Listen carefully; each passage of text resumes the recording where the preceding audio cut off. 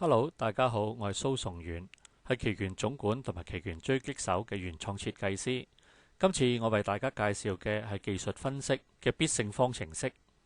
首先，我哋講到嘅係股票嘅升跌問題。股票點解會升呢？好多人會話好股票就一定會升啦，但係咪啊？首先，我哋會問嘅係話好股票係點樣定義呢？以前係好股票，而家係咪仲係好股票呢？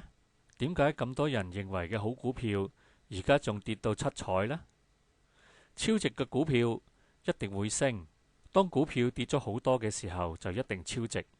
但係呢啲股票超值之後可以更超值，咁即係話佢哋可能一路會跌㗎。好消息一定會升，但係我哋最近成日都聽到有人喺好消息裏面出貨。如果好多人喺好消息出貨，咁即係會跌啦。而股票點解會跌呢？衰嘅股票咪會跌咯。我哋點樣定義衰嘅股票啊？幾衰嘅股票都會有升嘅時候。壞消息咪會跌咯。但係當壞消息出嘅時候，個市突然間大升之後，好多分析員就會話，因為最後嘅壞消息都出埋，所以最壞嘅情況已經出現啦。後市係大升。冇盈利都可以照升，係啊，好多股票冇盈利都可以再升㗎。咁聽到呢度，好似話升跌係冇邏輯㗎噃，咁又唔係。熱錢嚟嘅時候，股票咪升啦；熱錢走嘅時候，股票咪落咯。但係呢啲事後孔明講嚟講去，其實都係慢人一步。咁我哋點樣做至好呢？偵測市一句就可以主宰升或者跌。好多時都啱嘅，但係最近國內嘅股票不斷咁救市，不斷咁出招，但係救嚟救去都越救越跌，即係又唔啱啦。其實市場背後有好多部署嘅，大戶同機構投資者不斷咁角力，但係佢哋角力嘅時候，其實我哋散戶係好難睇得穿㗎。推動股票嘅力量。升跌其實最終都係講供求嘅啫，最重要係我哋要知道邊個人參與緊。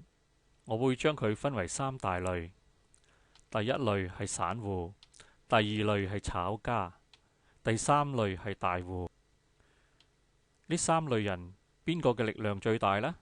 本來應該係散戶㗎，但係因為散戶散㗎嘛，一盤散沙咁。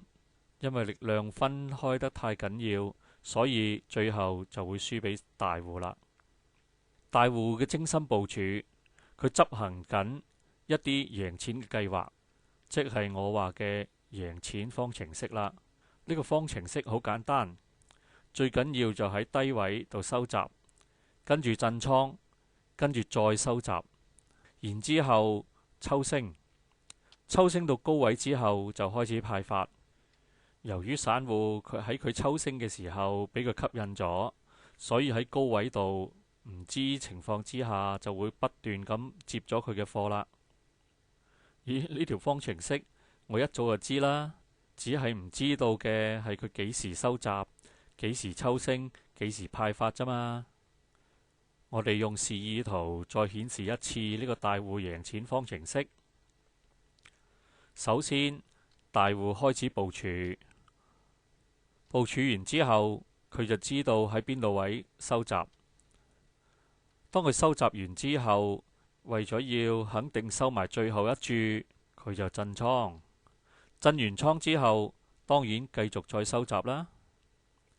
然之後就開始拉升，拉升到位之後就開始派發。好可惜，我哋散戶就成為接貨嘅對象啦。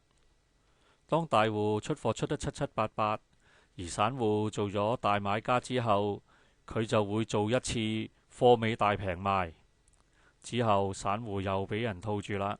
呢個方法我諗大部分人都耳熟能詳。如果你識睇陰陽喐圖，成日都會發現到類似咁嘅圖表情況㗎。但係我哋點解仲會中招呢？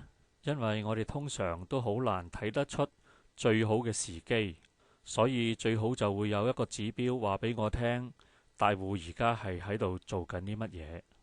統計流動資金，呢個係一個可信性高嘅估計大戶手影嘅方法，因為股票嘅升跌全因為資金嘅流動。